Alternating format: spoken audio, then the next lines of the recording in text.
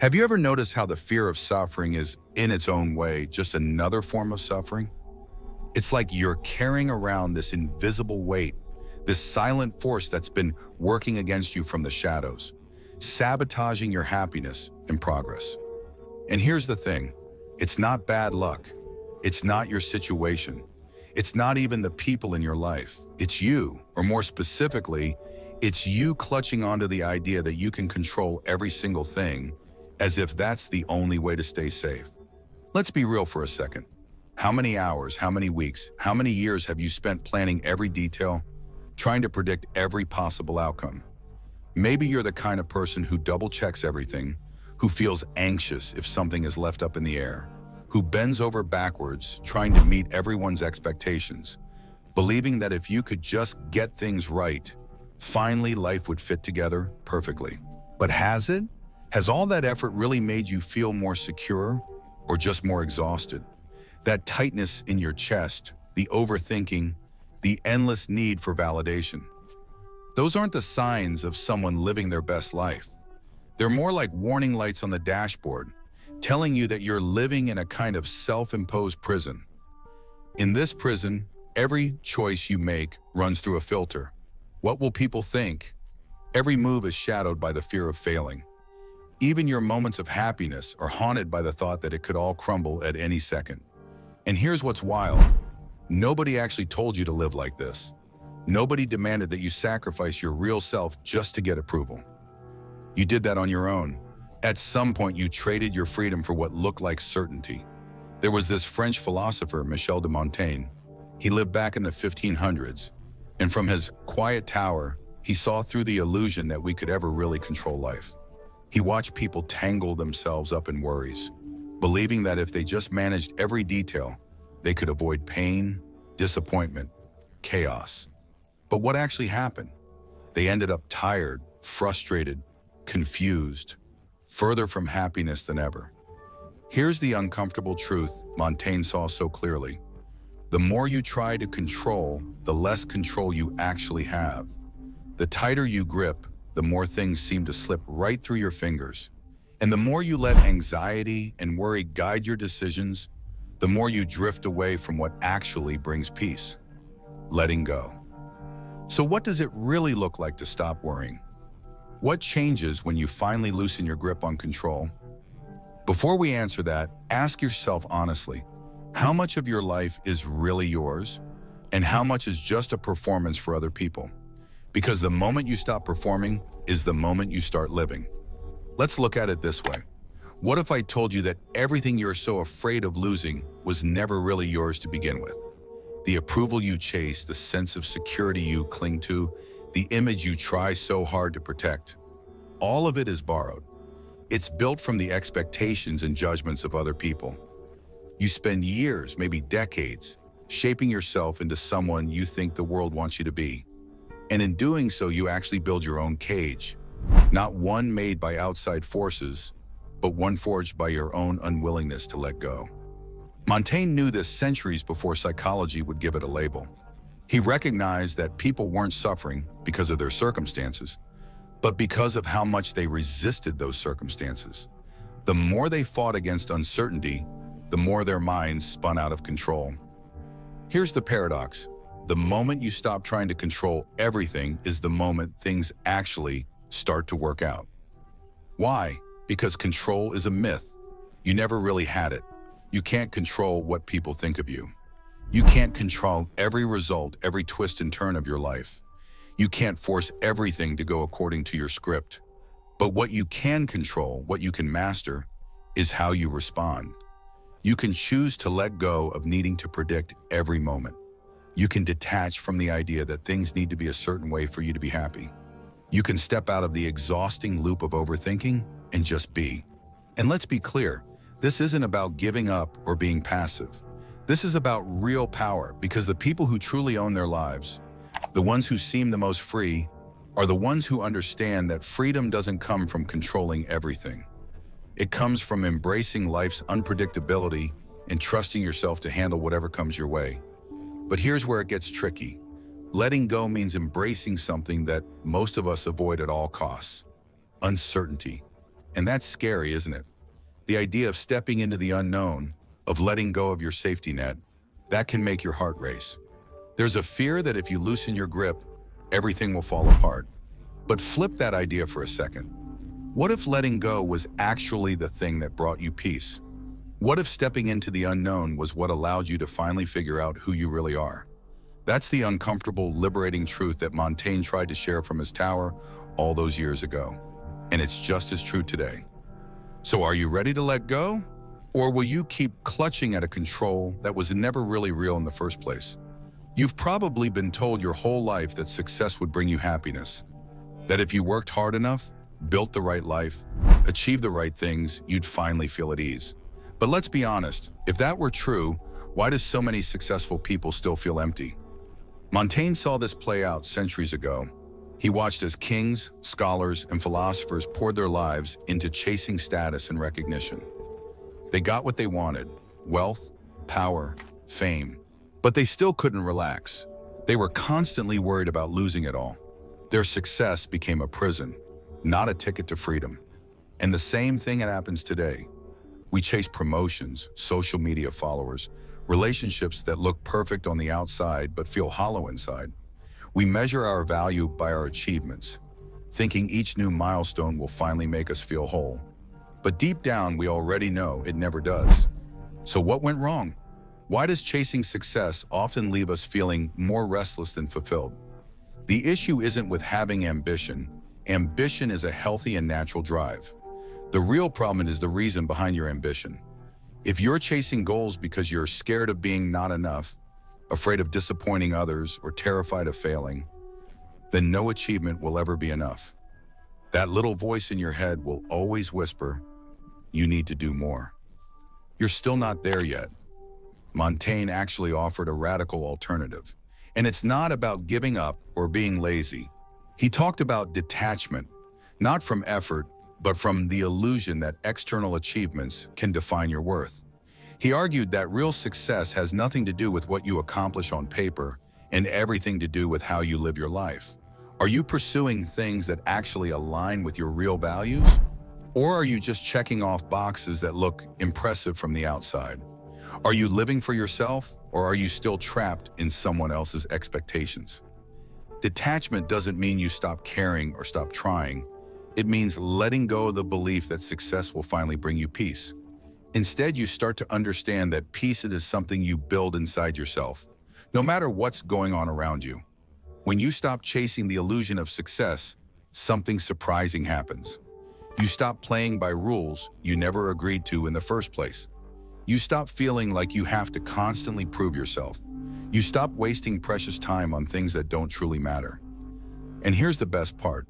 Life actually starts working in your favor. When you let go of the fear of failure, you become braver. You take risks you wouldn't have considered before. When you stop obsessing over outcomes, you become open to opportunities you never saw coming. When you quit seeking validation, you naturally attract the right people and experiences into your life. That's the paradox. The less you need success, the more it just seems to happen. The more you detach from the outcome, the more effortlessly things seem to fall into place. But then a new question arises. What happens when you finally let go of that illusion? Who are you really without it? Imagine just for a second that everything you've built, your achievements, your reputation, your carefully crafted identity, suddenly vanished. Who would you be without all of it? That's a terrifying thought for most people, because at that point, you're forced to confront a hard truth. Maybe your entire sense of self has been shaped by what other people expect, want, or celebrate. Maybe you've spent years, even decades, building up a version of yourself that was designed to fit in, to be liked, to be respected, but not necessarily to be real. Montaigne saw through this centuries ago, long before psychology gave it a label. He understood that most people wear masks, not because they're fake, but because they're scared. Scared of being seen for who they really are and getting rejected. Scared of admitting that they don't have all the answers. Scared of standing alone. And here's the tough part. The longer you wear that mask, the harder it becomes to take off. The more you twist and bend yourself to fit in, the more you lose sight of who you really are underneath. Eventually, you can't even tell where the mask ends and you begin. You end up looking in the mirror and seeing a stranger staring back. So what actually happens when you decide to let go? At first, it's like free falling. It's unnerving. It's like standing in front of a mirror and realizing that you don't fully recognize the person looking back at you. The identity you've worked so hard to maintain starts to fade. And for the very first time, you're forced to ask, who am I really? This is the moment most people desperately try to avoid. It's why we stay busy, why we keep chasing the next thing, why we drown ourselves in distractions, work, relationships, endless scrolling. Because the silence of sitting alone with yourself, without all the noise, is honestly terrifying. But here's what Montaigne understood. That silence, that space where you finally face yourself, is where real freedom begins. When you stop defining yourself by your job, your social role, your past mistakes, or your accomplishments, you give yourself permission to explore who you really are. You realize that you're not just a character in somebody else's story, you're the author. And that means you can rewrite your story at any moment. Of course, this path isn't easy. People around you will push back. They might question you or even try to pull you back to your old identity. Sometimes your growth will make them uncomfortable because it challenges the stories they tell themselves about who you are and who they are. They might even feel betrayed or left behind. That's part of the price of real freedom. But here's the trade-off. The moment you stop performing, when you stop living for other people's approval, when you stop clinging to an identity that no longer feels true, life becomes lighter. The pressure eases. Things feel more effortless, more authentic. You start to breathe again. So what will you choose? Will you keep chasing the illusion, or are you ready to finally let go and discover what's real?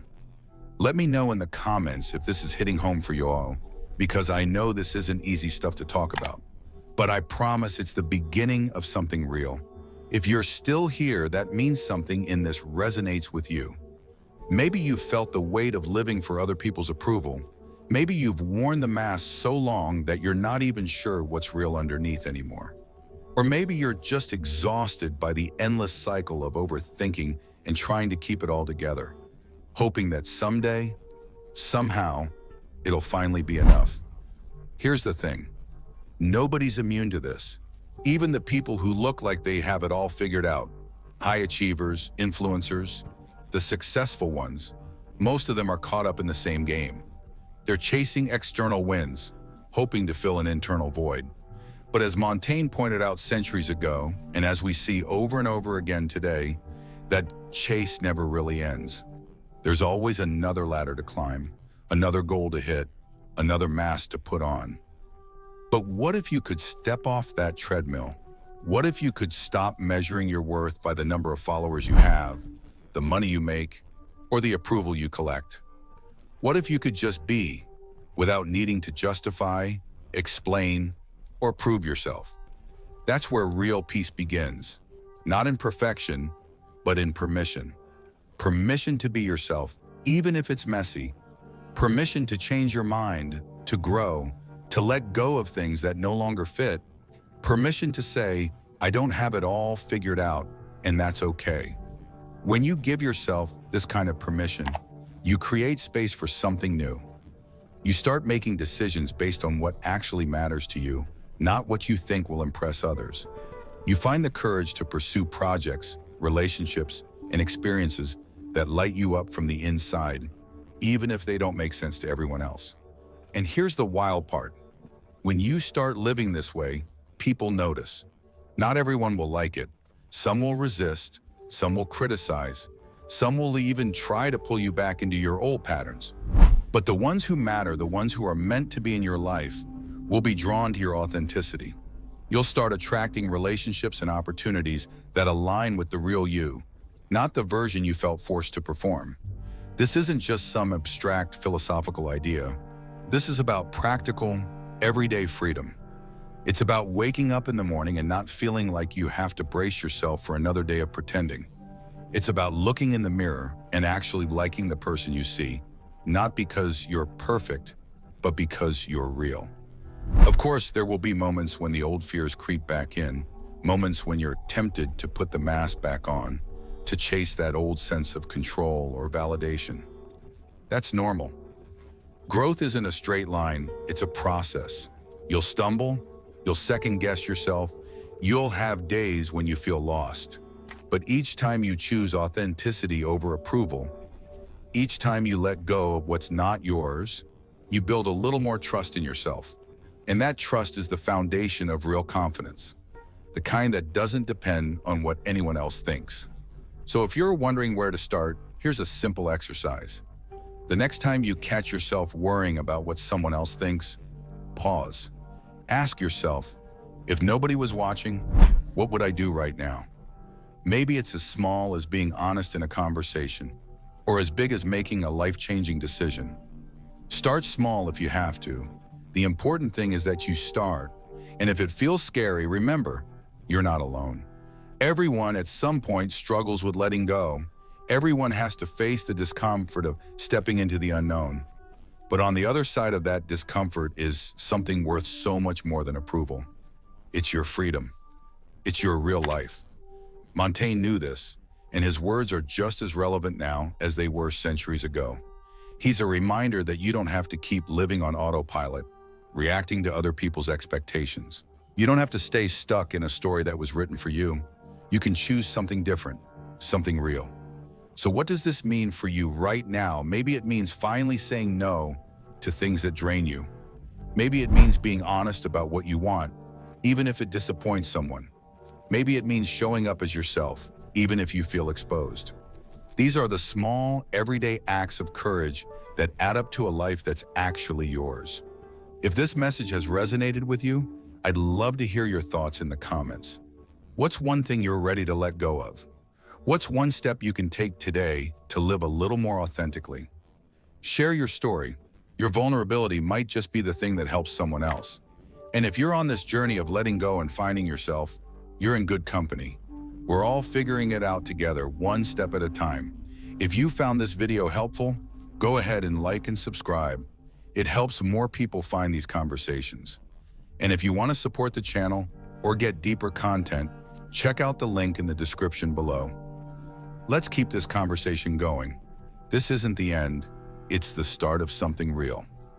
Thanks for watching, and I'll see you in the next one. Cheers.